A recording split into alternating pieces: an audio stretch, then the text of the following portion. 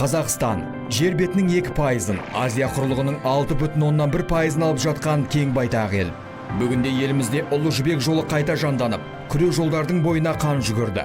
Автомобиль көлігі мен теңіз, темір жол тасымалдан Қазақстан әлемдегі ірі транспорттық хабтардың біріне айналуда.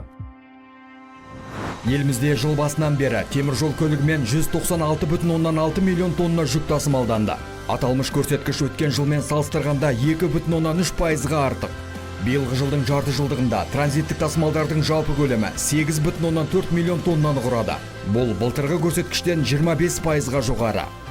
Тәуелсіздік жылдарында елімізде жаңадан Ақсу Дегелең, Хромтау Алтынсарин, Шар Өскемен, Жетіген Қорғас, Өзен Түркменстан Республикасының шекарасы, Арқалық Шұбаркөл, Жезқазған Бейнеу, Боржақты Ерсай, Шу Алматы темір жолы салынды.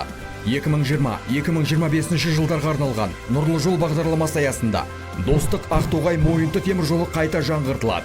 Бұл жобаның жүзеге асуы Қазақстанның Еуропа, Ресей, Қытай нарығына транзиттік жүк тасымалдау әлеуетін арттыра түседі.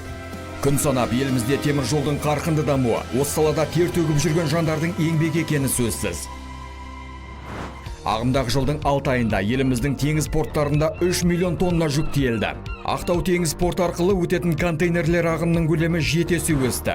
Ақтау портында негізінен контейнерлік хаб құру жоспарлануда. Отандық сауда флоты мен Каспий теңізіндегі порттар арасында 1,14 миллион тонна жүк тасымалданды. Ішкі су жолдары бойынша тасымалдау көлемі 191,5 мың тоннаны құрап, 2019 жылғы көрсеткіштен 7,8%-ға өсті. Соңғы 5 жылда Ақтау және Құрық теңіз портының қуаттылығы 1,5 есе артып, жылына 27 миллионға жетті.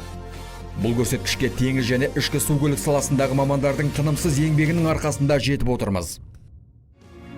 Жыл басынан бері автомобиль көлігі саласында республика ішінде 5,3 миллион жолаушы, 675,3 миллион тонна жүк тасымалданды. Еліміздің географиялық құрылымына байланысты республика бойынша жүк тасымалының 87,5%, және жолаушылар тасымалының 98%-ы автокөлік арқылы жүзеге асырылады. Автомобиль көлігі тасымалы еліміздің әлеуметтік экономикалық дамуының маңызды факторы. Сондықтан күре жолдың бойына қан жүгіртіп тұрған жүргізушілердің зор еңбегін атап өту міндетті.